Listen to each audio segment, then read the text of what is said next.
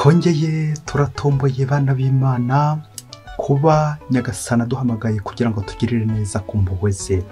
Ku izina ry'Imana Data na Mwana na Roho Mutagatifu, amen.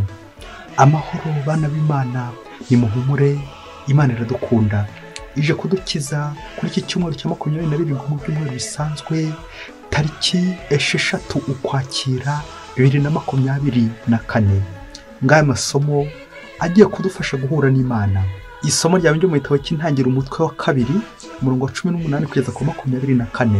Mu ntangiriro Uhoraho Imana amaze kurema isi n'ijuru aravuga ati, si byiza ko umuntu aba wenyine, ngiye kumuremera umufasha bakwiranye. Uhoraho Imana abumba mu gitaka inyamaswa zose zo mu ishyamba n'inyoni zose zo mu kirere, azizanira muntu ngo arebe uko umuntu azita amazina, maze ikinyabuzima cyose kigira izina cyiswe nawe. Muntu yita amazina ibitungwa byose n'inyoni zose zo mu kirere n'inyamaswa zose zo mu ishyamba, ariko muntu ntiyabonamo umufasha bakwiranye. Nuko Uhoraho Imana atera muntu gusinzira ibitotsi bikomeye, arasinzira. Ariko umuntu afata rumwe mu mbavu ze maze asubiranya umubiri. Urwo rubavu Uhoraho Imana avanye mu mugabo akoramo umugore, umugore amushyira umugabo. Umugabo ariyamirira aravuga ati, noneho dore igufwa ryo mu magufwa yanjye n'umubiri uvuye mu mubiri wanjye. Uyu azitwa umugore kuko mu mugabo ari havuye. Nicyo gituma umugabo asiga se na nyina akizirika ku mugore we, bakaba umubiri umwe. Iryo ni ijambo ry'Imana. Zaburi 128. Uhoraho araduha umugisha iminsi yose y'ubugingo bwacu. Hahirwa umuntu wese utinya Uhoraho agakurikiza inzira ze. Uzatungwa n'ibivuye mu maboko yawe, uzahirwe kandi byose bigutunganire. Umugore wawe azamera nk'umuzabibu warumbukiye mu nzu yawe. Abana bawe bazamera nk'ingemwe z'imitini zikikije ameza yawe. Nguko uko ahaga umugisha umuntu utinya Uhoraho. Uhoraho araguhera umugisha i Siyoni iminsi yose y'ubugingo bwawe, maze uzabone abana b'abana bawe. Uhoraho araduha umugisha iminsi yose y'ubugingo bwacu. Isomo rya 2 ni ryo mu ibaruwa yandikiwe Abahebureyi umutwe wa 2 umurongo wa 9 kugeza ku 11. Bavandimwe, nyamara dore icyo tubona, Yezu wagizwe muto kuba marayika mu gihe kigufi, ubu kubera ko yababaye agapfa, tumubona atamirije ikamba ry'ikuzo n'icyubahiro. Bityo kubw'ineza y'Imana urupfu yigabije rwagiriye buri muntu akamaro. Mu by'ukuri byari bikwiye ko Imana yirema byose ikabibeshaho, igira ikirenga umwana wayo ari we urukorwa rwose buturukaho, ibinyujije mu bubabare ngo ibonereho kwigarurira abana batabarika basangira ikuzo ryayo. Koko rero utagatifuza n'abatagatifujwe basangiye inkomoko, bigatuma adashidikanya kubita abavandimwe. Iryo ni ijambo ry'Imana. Nyagasani Yesu nabane namwe. Amagambo mu Ivanjili ntagatifu kwanditswe na Mariko umutwe wa 10 umurongo wa 2 kugeza ku 12. Muri icyo gihe abafarisayo begera Yesu maze bamubaza niba umugabo afite uruhushya rwo gusenda umugore we, ariko bamwinja. Arababwira ati, Musa bategetse iki?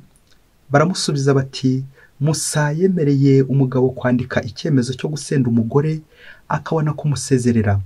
Yesu arababwira ati, icyamuteye kwandika iryo tegeko nuko umutima wanyu nangiye. Naho mu ntangiriro y'isi Imana yaremye umugabo n'umugore. Niyo mpamvu umugabo azasiga se na nyina akifatanya n'umugore we, maze bombi bakaba umubiri umwe. Bityo ntibaba bakiri babiri, ahubwo baba ari umubiri umwe.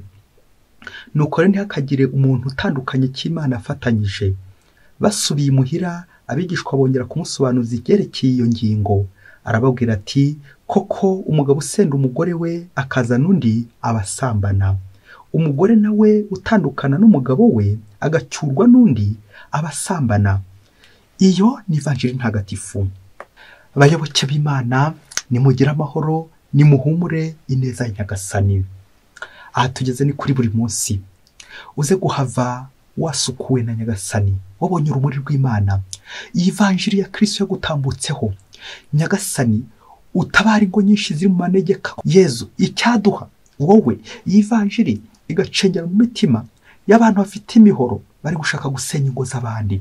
Yezu icyaduha amahirwe iyi vanjiri igatambuka ahantu umugabo n'umugore batakibana, bari gushwana, bamwe bari gushaka gusaba gatanya, bagashaka kwitandukanya nawe nyagasani ubwiza bwawe. Yezu icyaduha amahirwe iyi vanjiri igatambuka mu mitima y'abantu bafite imigambi mibisha mu mitima yabo yo kuzajya gusenya ingo z'abandi, yo guca inyuma abo bashakanye, gukora ibidakwiye, ingeso mbi z'ubusambanyi. Yezu cyaduha amahirwe yo kuyivanjiri igatambuka mu mitima yacu yuzuye ubusambo, yuzuye irari ry'umubiri, yuzuye ibibi byose bishobora gutambamira urukundo rw'Imana. Nyagasani iyi vanjiri itambuka iwacu kugira ngo tukubone, tukwegere, tukubone kandi tukwereke abandi buri munsi. Bayoboke b'Imana, Nyagasani arifuza kugukoraho ubutumwa uno munsi, iyi vanjiri gutambukeho. Muri aka kanya amasomo twateguriwe nyuma yo gusoma isomo rya mbere twavanye mu gitabo cy'intangiriro, batubwira uko Imana yaremye umugabo ndetse n'umugore, na nyuma yo kumva zaburi izitwereka uburyo ababanye neza Imana ibaha umugisha rwa rugo rugizwe n'umugabo ndetse n'umugore bakabana neza mu mahoro. Ibyo byose twabyumvise.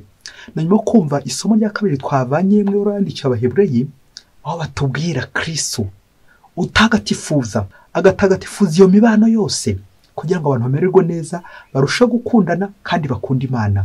Na nyuma yo kumva ivanjiri twakiriye, ivanjiri idufasha kunga ubumwe, cyane cyane yerekera ku mubano w'abashakanye, le mariage, aho batubwira ko kizira kikazirizwa gutandukana kw'abashakanye. Ibi byose nyuma yo kuba tumaze kubyumva, tugiye kuzirikana ku ngingo igira iti impamvu abashakanye batagomba gutandukana. Bityo nawe niba ufite urugo, niba witegura gushinga urugo kandi izo mpamvu ziteho, tugiye kubona impamvu eshatu ari nazo ngingo remezo tuza kugenderaho muri amasomo, tuyazirikaneho adufashe kwegera Imana no kuyikuza buri munsi mu buzima bwacu turimo, mu ngo zacu. Amasomo twerekeza ku rugo, impamvu eshatu abashakanye batagomba gutandukana. Impamvu ya mbere niyo bita mu Gifaransa la fragilité de l'homme. Umuntu ni nk'ibumba nyine, iyo agize gutya gato ahita asandara. Fragilité, koroha k'umuntu, umuntu ndakomeye, umuntu burya aroroshye kandi burya nanoroheje. Iyaba twari tuzi ko umuntu ari ubusa nyine, ko akeneye gushyigikirwa, kandi gushyigikirwa nta wundi wagushyigikira usibye Imana. Kuko twabizirikanye mu gitabo cy'intangiriro ndetse n'ivanjiri kaza ibigarukaho. Umuntu ngo Imana imaze kureba ibintu byose, ngo yarebye abona ntawe bakwiranye. Kubera iki? Yarakeneye undi muntu mugenzi we ufite ubwenge, ushobora gutekereza bityo bakabana, kubera ko nyine inyamaswa ntabwo itekereza. Nuko rero Imana imugenera umufasha uwo bakwiranye. Ibyo byose bigatwigisha ko umugabo n'umugore bahura kugira ngo bunge ubumwe, babane, bahure kandi bahuze. Bityo umugabo agashyigikira umugore n'umugore agashyigikira umugabo, ariko ibyo bagiye gukora bigiye kuba bimwe, guhura. Hari imvugo za Kinyarwanda zigira ziti abagiye inama Imana irabasanga, kandi ngo umutwe umwe wifasha gusanga ntibifasha gutekereza, kandi ngo nta mugabo wigira, umugabo agirwa n'undi. Izo mvugo zose ni izitwerekeza ku muntu ucagase, ku muntu ukeneye undi kugira ngo babe magirirane, ku muntu ukeneye undi mu mubano, kuko kubaho no kubana. Bityo umugabo akabana n'umugore kubera ko umwe afite intege nke, undi afite izindi. Izo mbaraga nke z'umwe n'iz'undi bazishyira hamwe, car l'union fait la force. Iyo umugabo n'umugore bahuye, baba bamwe bakagira imbaraga, ariko bakibuzwa ko bagomba gushyigikirwa n'Imana, bagakomezwa n'Imana. Rero iyo mutandukanye, bishatse kuvuga ko mwanze ubufasha bw'Imana, mwanze gushyigikirwa n'Imana, uri kumva wihagije. Impamvu ya kabiri abashakanye badatandukana, intention de Dieu, kubera ki biri mu mugambi w'Imana. Kuki twubaha abantu b'inosi, abategetsi b'inosi, ariko Imana ntituyubahe? Imana atanze itegeko ko bizirikanye mu gitabo cy'intangiriro ndetse no mu ivanjiri babisubiyemo ko umugabo n'umugore kirazira gutandukana. None we kuki usaba divorce? Bishatse kuvuga uri guhinyura itegeko ry'Imana. Gushyingirwa biri mu mugambi w'Imana, umugambi wo gucungura abantu, ikanyura muri uwo mubano w'abashakanye. Tuzirikana intego z'abashakanye ni ugufasha Imana kurema, la procréation, urukundo, ubumwe ku bashakanye, l'unité, kurera neza gikristo abana Imana ibahaye. Hanyuma intego ya kane, ubutungane, uwo mubano ukazamugeza ku butungane, ukazamugeza mu ijuru. Buriya iyo ntego niyo y'Imana, ko aba bana abashakanye umwe azageza undi mu ijuru bagafashanya muri ubwo buzima kugeza igihe bageze hehe mu ijuru. Bibaye atari ijuru muri gukorera, narinjye kuvuga mutandukanye nta kibazo, ariko niyo muzirikana ko muri gukorera ijuru mubana akaramata, kubera ko Imana yateganyije ko mugomba kubana kugira ngo umwe afashe undi mu rugendo rwo kuzagera mu ijuru. Nguwo umugambi w'Imana nuko inyura muri urwo rugo igira ngo ibarambagize ibareshye, maze izabona uburyo ibazamura mu ijuru. Umugabo agomba kuzajya afasha umugore we inzira y'ijuru, n'umugabo nawe nuko gutyo n'abana, kugira ngo mwese urugo rwanyu rube ijuru rito, urugo rwanyu ruba ahantu ho Imana ivugira aho kujya tuvuguruza Imana. Impamvu ya gatatu abashakanye batagomba gutandukana ni umurongo wa Kristo ashaka gushyira nyine mu rugo, l'ordre. Kristo mu buzima bwe ashaka guca akajagari ko mu ngo, iyo bita mu gifaransa réseau pastoral. Kristo umushumba mwiza arifuza kuyobora urugo, nuko rero agaca akajagari kose gashobora kuza mu ngo. Mu bihe bya Yezu batubwira ko harimo ibibazo byinshi cyane, harimo isuzugurwa. Ubwo tujya twumva abafarisayo ndetse n'abigisha amategeko basuzuguraga Yezu, ariko bagasuzugura n'abandi bayoboke b'Imana. Abategetsi, abafarisayi, abigisha amategeko ngo hari igihe cyageraga nyine bagakandamiza rubanda rugufi, ariko cyane cyane turibanda ku nsuzugurwa ebyiri zanagarizwa mu masomo y'uno munsi zatumye Yezu afata intego y'umurongo. Abagore ndetse n'abana ngo ntibahabwaga agaciro, barasuzugurwaga, ari no mu materaniro ntibagire ijambo. Icyo cyari cyambere cyatumye Yezu atanga uwo murongo kugira ngo arengere abadafite kirengera, sans défense, abatagira ubaburanira, abo n'abagore n'abana. Icya kabiri cyatumye Yezu atanga n'umurongo ngo hari na n'ubu wasanga bikimeze gutyo, ubusambanyi bukabije, aho usanga umugabo asambanya umugore yarangiza akamera nk'ucira igikatsi, nko gukanja igisheke, warangiza kugikanja ukavubura igikatsi hirya. Nuko rero ngaho nawe tekereza umugore azaregera nde? Babana se bazajya ku ruhe ruhande? Yezu rero biramusaba gutanga iki? Umurongo. Icya gatatu twakeka ko Yezu cyatumye atanga n'umurongo, twongeye twibutse rwa rubanza rwa Herodi ndetse na Yohani Batisa. Herodi kwa Herodiya, uburyo Herodi yashatse kuzana umugore wo muri umuntu we Filipo, nako ntiyashatse ahubwo yabanaga nawe. Abafarisayo n'abigisha amategeko buri gihe bazaga bamwinja kugira ngo bumve niba yazashyigikiye divorce. Yezu rero yababwiye ko kizira gutandukana kw'abashakanye kugira ngo asubirize na cya kibazo cya Herodi yateje cyo kwa Herodiya, cyuko Herodi acyura muka Filipo umugore wo muri umuntu we Herodiya akamwigarurira. Ubushoreke buharike. Iyo Yezu akiza kwemeza ko divorce yemewe, ko abashakanye bishoboka ko batandukana, ndakubwiza ukuri, kurura iyi foto ya Herodi. Herodi yari guhita agenda agafata Herodiya akica Filipo. Yohani Batisa yari yaramurangije kera, nuko akongera uzi ikintu kindi yari gukora, yari gufatana k'agakobwa ke agafata umwana na nyina, kandi byaba kubera iki? Yadohorewe nyine ngo biremewe. Ariko Yesu yabwiye ati kirazira, kwari ukugira ngo agarure ubutabera.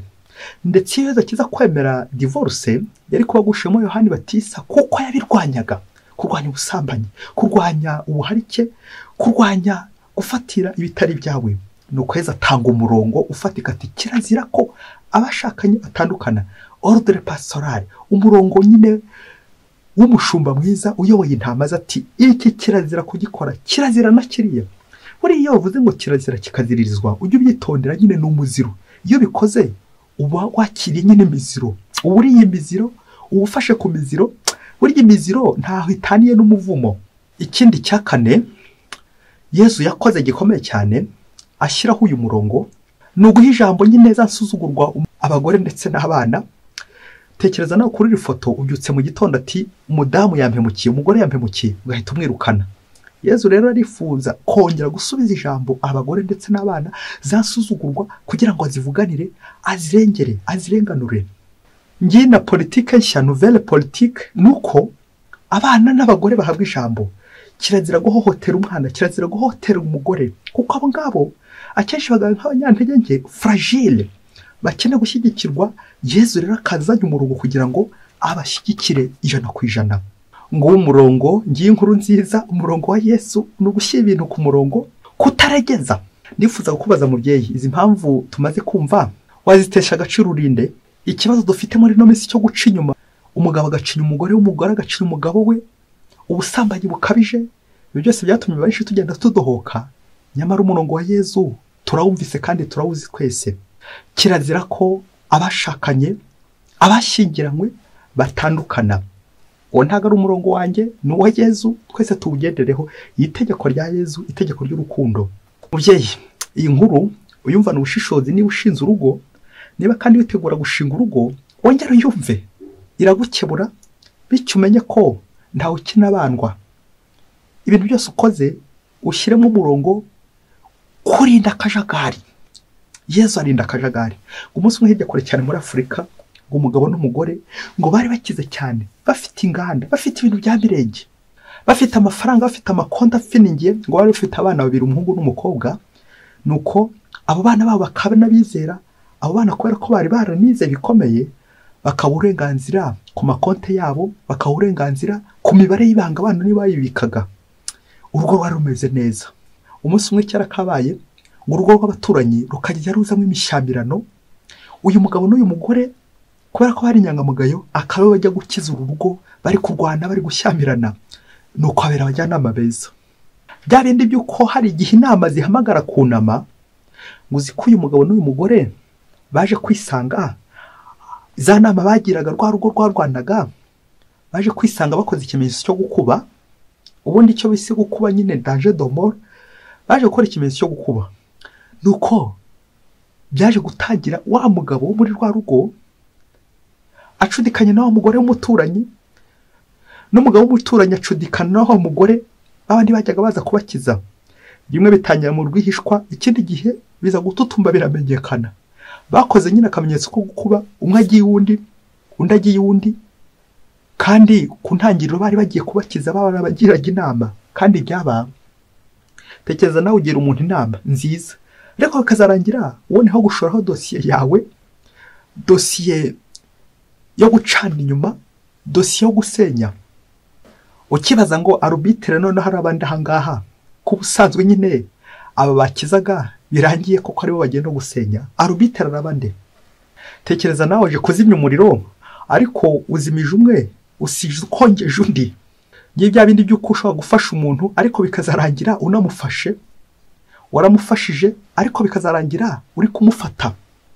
Nuko rero rwa rugo rwari rugiye gukiza, bafata icyemezo nyuma yo kumenya amarorerwa abaye ko bagiye gutandukana, bakora divorce, kuko ibintu ntawe byihanganira. Bombi bisanze nyine barateshutse, barakoze ibidakorwa. Abajyanama none birangiye bari kunama. Nuko rero mu gihe gutandukana maze kubyemeza, basigarana ikibazo kimwe. Ese ko abana bacu rero bari babitse imibare y'ibanga, kandi ko tujye gutandukana ko ari babiri, uzafata ndi nanjye uzafata undi, cyangwa uzabajyana bose njye nsigarira aho ngaho? Bakomeza baganira ku buryo bagomba kugabura abana kugira ngo batandukane. Mu gihe bakiri gutekereza uburyo bazagabura abana, nuko abana baba babimenye kare. Wa muhungu na gashiki ke ngo bakora inama, kuko bari bumvise ko ababyeyi babo bagiye gutandukana.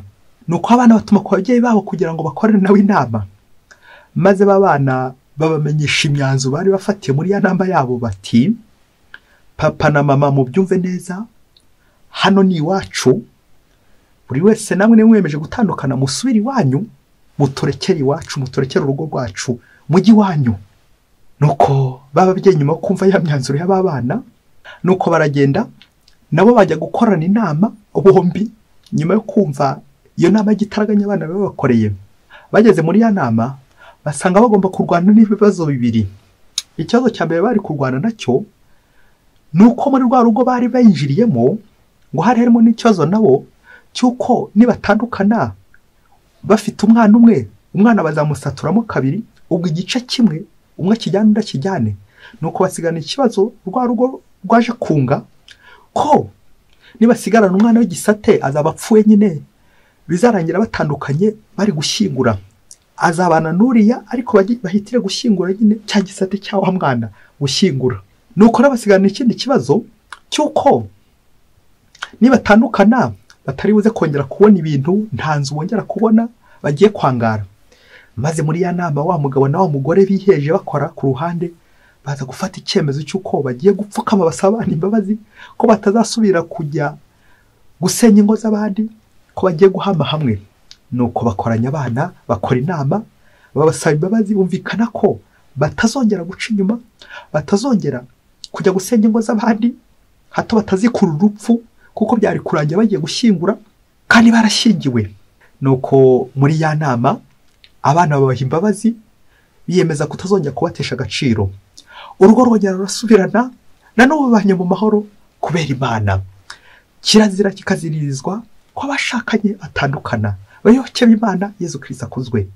Uzi ko iyo abashakanye batandukanye bashyingiwe ariko birangira bari gushyingura? Kubera iki? Urupfu nyine rwaje iwabo. Nyuma yo kumva impamvu kizira ko abashakanye batandukana, reka dusoreze gutuntu tune tuza kudufasha kongera kureba mu ngo zacu niba nta byacitse irimo, niba nta bombore zikiri mu ngo zacu ziri gutwerekeza kuri sekibi. Icya mbere ni ukumenya ko sekibi yitwa mu gifaransa diviseur, kareganyi, shitani, divorce. Ubundi izina rindi rya shitani yitwa divorce. Rero twongere turebe ikintu kiri gukura za divorce muri no minsi. Iyo ni sekibi nyine. Nta kindi mubyeyi, ni irari ry'ibintu ndetse n'irari ry'abantu. Abantu dushaka ibintu bya mirenge, tugashaka gusabira. Twibuke mu gitabo cy'intangiriro uburyo Adamu yabuze umufasha bakwiranye, inyamaswa, ibintu byaje kuranya abonye umufasha w'umuntu nyine.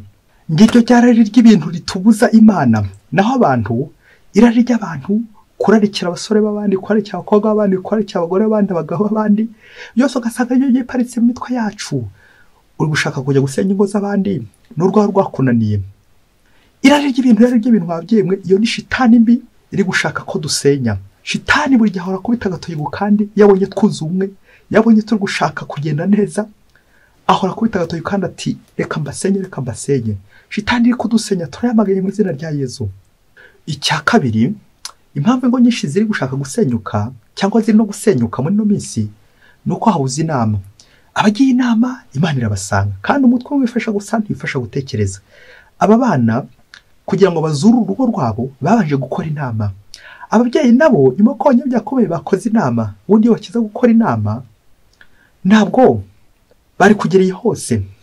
Bagiye muri rwa rugo batakoze inama, none aho kubaka abayarangiye bari gusenya. Inama mu rugo, ingo zacu zigomba zigira inama.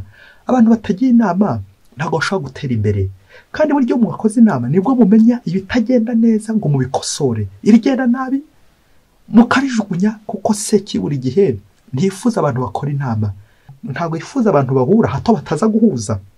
Icya gatatu ni ukumenya ko gutandukana, divorce, ari urupfu nyine. Ubundi shitani irindi zina rye ni urupfu, naho Yesu ni ubuzima. Iyo rero washyingiwe warangiza ugasaba divorce, nirinze kuvuga ko gushyingura nyine biba birimo.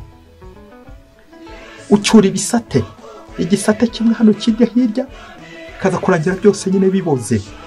Ngurwo urupfu. Yavuga igira iti umugabo w'umucyura ntibamushyuhiriza amazi, ukajya gucyurwa cyangwa ukajya gucyura, kaza kurangira uhaburiye ubuzima. Rero uyu murongo weza duhaye wo kurwanya akajagari, dushyira umurongo mu ngo zacu, ubundi turebe ukuntu ingo zacu zimererwa neza, kuko urugo rwiza ni ijuru rito. Ingo zacu ziratubera umwanya wo guhura na Nyagasani.